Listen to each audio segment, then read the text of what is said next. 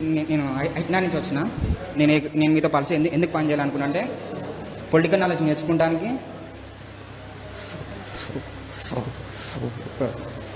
ఉచిత విద్య కోసం, సర్వీస్ చేస్తానికి. పొలిటికల్ నాలెడ్జ్ ఎందుకంటే మీరు చేసే అనాలిసిస్, మీ దగ్గర ఉన్న పొలిటికల్ సబ్జెక్ట్ నాకు బాగా నచ్చుతుంది.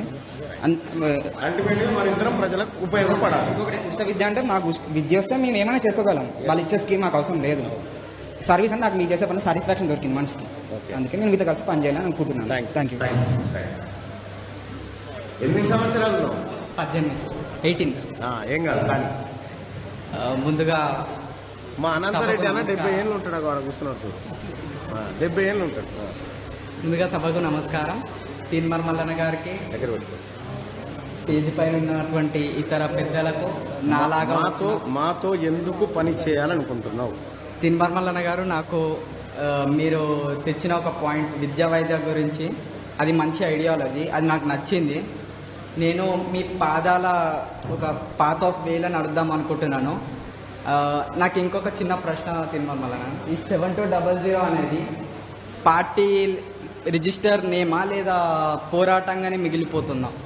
అంటే 7200 మంది ఈ రాష్ట్రంలో పాపం చేసిన వాళ్ళు లెక్క. అది 7200 మంది తెలంగాణ రాష్ట్ర ప్రజల రక్తం తాగుతున్న దొంగల లెక్క.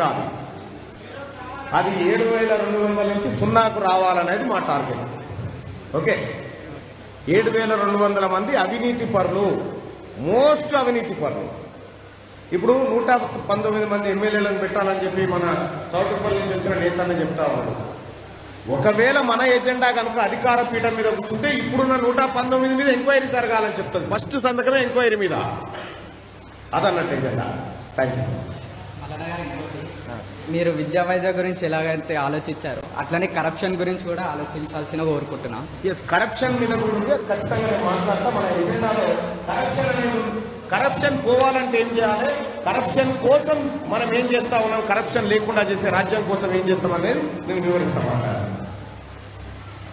ఎందుకంటే కరప్షన్ ఎందుకంటే ఇప్పుడు గ్రామంలో వచ్చే మున్సిపల్ చైర్మన్, సర్పంచ్లు అందరూ కూడా బిల్ పాస్ చేయడానికి డబ్బులు తింటున్నారు. అన్నిటికీ కరప్షన్ అవుతుంది. అది చిన్నవాళ్ళ నుండి పెద్దవాళ్ళ దాకా. నేను రాజేంద్రనగర్ నియోజకవర్గం, నేను ఎమ్మెల్యే మా ప్రకాష్ గౌడ్ వస్తాడు.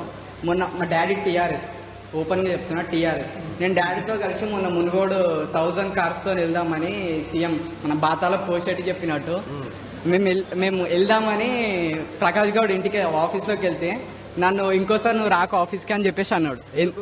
ఏమో మరి నాకు అర్థమైపోయింది.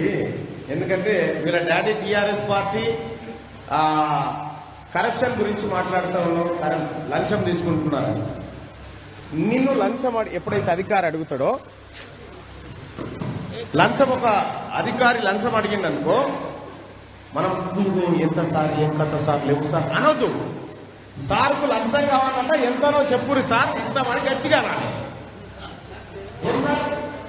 ఎంతలో సార్కు లంచం కావాలట, ఎంత కావాలని గట్టిగా నాడు. అప్పుడు ఏం చేస్తాడు సారు, తలకాయకి తీసుకుంటాడు. అంటే అనడం కూడా గట్టిగా నాలని చెప్తా ఉన్నా నేను. అది పాయింట్. ఎప్పుడైనా మాట్లాడడం గట్టిగా మాట్లాడాలి. నా మీద 3 క్వశ్చన్లు ప్రశ్నించడం చూసినావా, నువ్వు కావాలి మా. ఓకే, నమస్కారం మల్లన్న.